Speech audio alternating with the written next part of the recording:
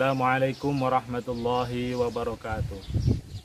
Bismillahirrahmanirrahim. Alhamdulillahirabbil alamin.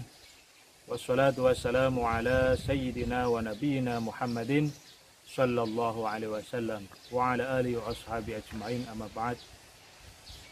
Kaum muslimin muslimat yang berbahagia, kita berjumpa lagi dalam kesempatan ini untuk melanjutkan pembahasan masalah arkanus shaum, rukun-rukun puasa.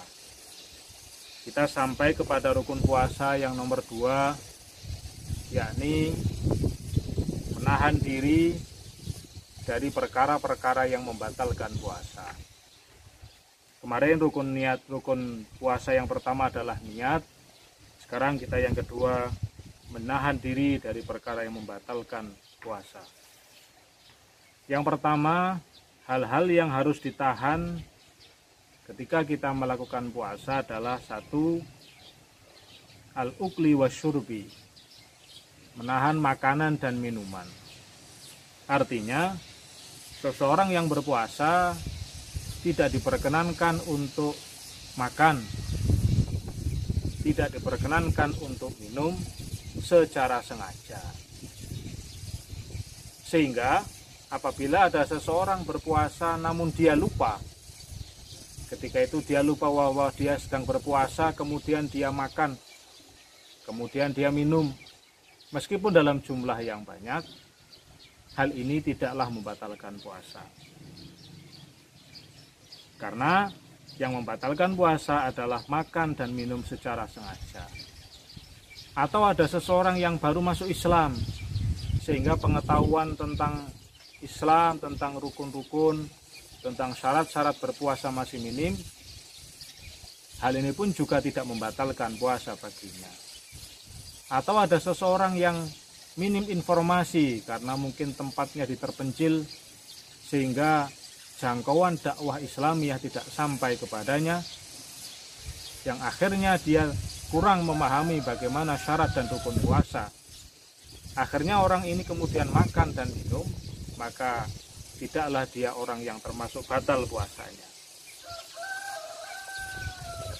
Rukun puasa yang nomor 2 ini, yakni menjaga dari makan dan minum ini, didasarkan dari hadis yang diriwayatkan oleh sahabat Abu Hurairah radhiyallahu anhu, bahwasanya Rasulullah shallallahu alaihi wasallam bersabda, "Man nasiya wa huwa shaimun fa'akala aw syariba falyutimma shaumahu fa inna ma at'amahu Allah wa saqahu."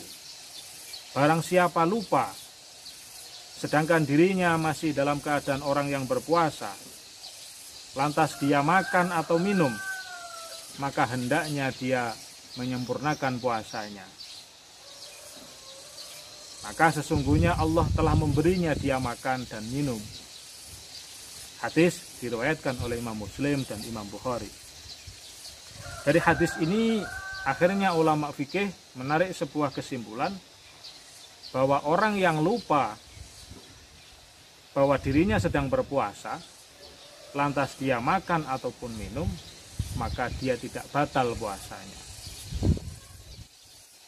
Itu rukun puasa yang nomor 2, menjaga dari hal-hal yang membatalkan puasa, yakni menahan tidak makan dan tidak minum. Yang kedua, seseorang yang berpuasa harus menahan diri dari masuknya benda ke dalam tubuhnya melalui rongga tubuh yang sudah terbuka. Rongga-rongga tubuh yang terbuka ini meliputi 1, hidung, yang kedua mulut, yang ketiga telinga, yang keempat dubur maupun kubul. Maka jika ada sebuah benda masuk ke sana secara sengaja, misalkan permen atau makanan yang lain masuk melalui rongga-rongga tadi, misalkan lewat hidung atau lewat mulut, maka hal ini bisa membatalkan puasa. Dan masuknya benda tadi adalah sampai ke dalam anggota tubuh. Lain halnya kalau makanan atau benda tadi hanya di mulutnya saja. Misalkan Ada seorang ibu rumah tangga menyicipi makanan, masakan yang untuk keluarganya, kemudian dia cicipi dengan ujung lidahnya, sudah asinkah atau sudah paskah, lantas segera setelah dicicipi ini kemudian dia buang, maka puasanya tidaklah membatalkan. Atau ada seseorang yang memasukkan sesuatu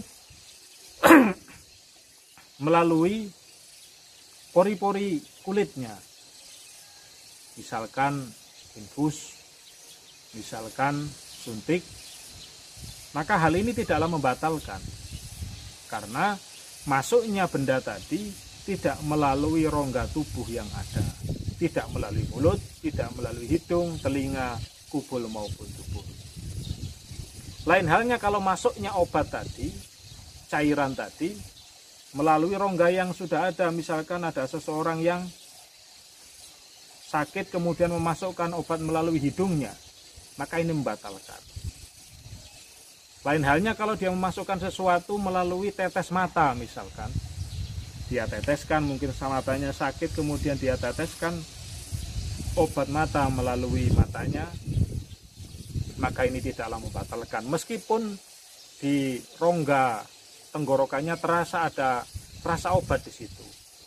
Hal ini tidaklah membatalkan puasa, karena kaidahnya seperti yang di awal tadi, yang membatalkan puasa adalah masuknya sebuah benda ke dalam tubuh manusia melalui rongga-rongga yang sudah ada, mulut, hidung, telinga, kubul maupun tubuh. Sekian, semoga bermanfaat. Ihdinas shiratal mustaqim. Assalamualaikum warahmatullahi wabarakatuh.